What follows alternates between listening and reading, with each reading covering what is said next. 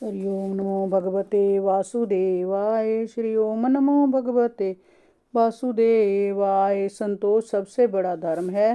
धर्मात्मा पुरुष निर्धन होने पर भी धर्म के लिए अथवा जीवन निर्वाह के लिए धन प्राप्त करने की चेष्टा नहीं करता। जैसे अजगर बिना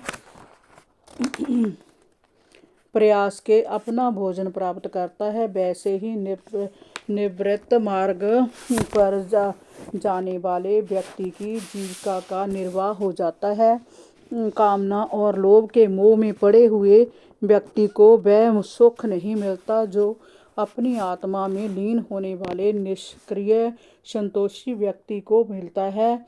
संतोषी व्यक्ति के लिए सब जगह सुख ही सुख मिलता है। युधिष्ठिर, मैं कभी कभी सोचता हूँ कि जय मनुष्य मात्र जल से ही अपने जीवन का निर्वाह क्यों नहीं कर लेता। उसकी स्थिति उस कुत्ते के समान हो जाती है जो अपनी रसना और जनिंद्रियों की तृष्ट के लिए घर की चौकसी करता रहता है। जो ब्राह्मण संतोषी नहीं है और इंद्रिय लोलुपता के में पड़ा रहता है, उसका तेज, विद्या, तपस्या और यश क्षीण हो जाता है, उसका विवेक नष्ट हो जाता है। लोभ का कभी अंत नहीं होता।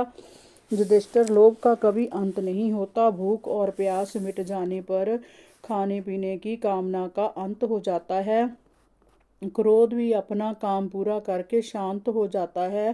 परंतु मनुष्य यदि सारी पृथ्वी की संपदा को भी जीत ले, सारी दिशाओं पर भी अधिकार कर ले, फिर भी उसकी तृष्णा का अंत नहीं होता। ऐसे ही बड़े बड़े तत्ववेता ज्ञानी अनेक शंकाओं के समाधान के उपरांत भी असंतोष के कारण नीचा देखने पर विवश हो जाते हैं।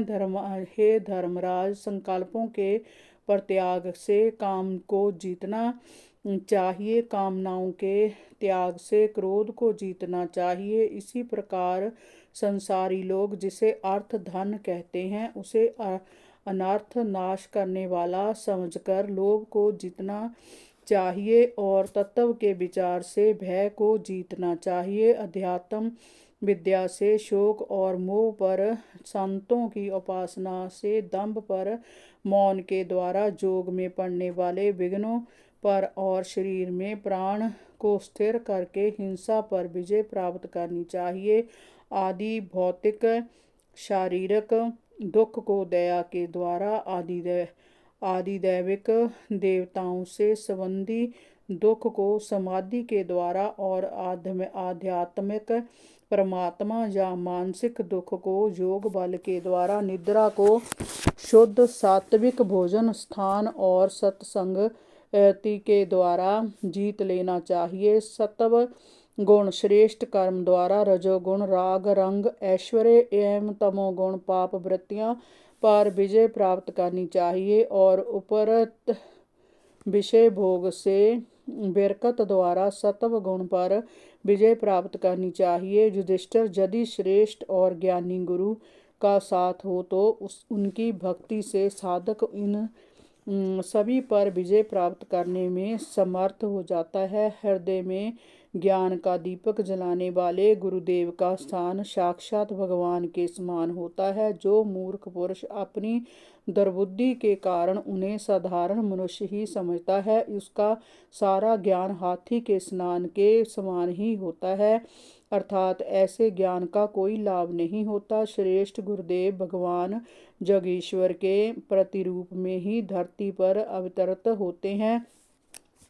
शास्त्रों में जितने भी नियम संबंधी आदेश दिए गए हैं, उनका एकमात्र तात्पर्य यही है कि मनुष्य काम, क्रोध, लोभ, मोह, मद और मत्सर इन 6 शत्रुओं पर विजय प्राप्त करे, जिससे पांचों काम इंद्रियां और मन पर बुरी तरह से नियंत्रण किया जा सके। ऐसा होने पर भी यदि मनुष्य भगवान का ध्यान चिंतन नहीं करता तो उसका सारा श्रम व्यर्थ ही माना जाएगा। जैसे दुष्ट व्यक्ति के श्रेष्ठ कर्म भी कल्याणकारी नहीं होते, उनमें उसका स्वार्थ छिपा होता है और वह कर्म मात्र लोगों को दिखाने के लिए ही किए जाते हैं।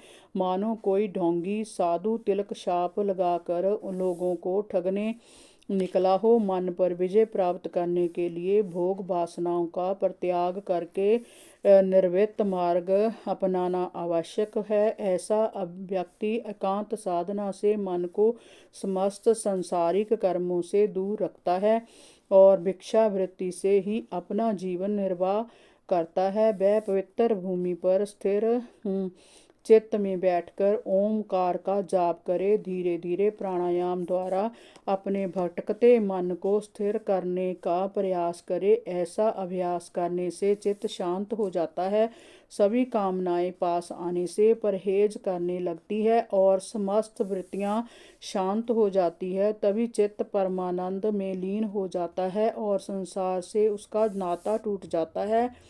जो सन्यासी पहले तो समस्त बंधनों का त्याग कर देता है, किंतु फिर से काम क्रोध लोभ मोह मद मत्सर आदि में लिप्त हो जाता है तो वह मानो उगले हुए भोजन को फिर से खाता है। ऐसा व्यक्ति सन्यासी नहीं अपितु निर्लज्ज कुत्ते के समान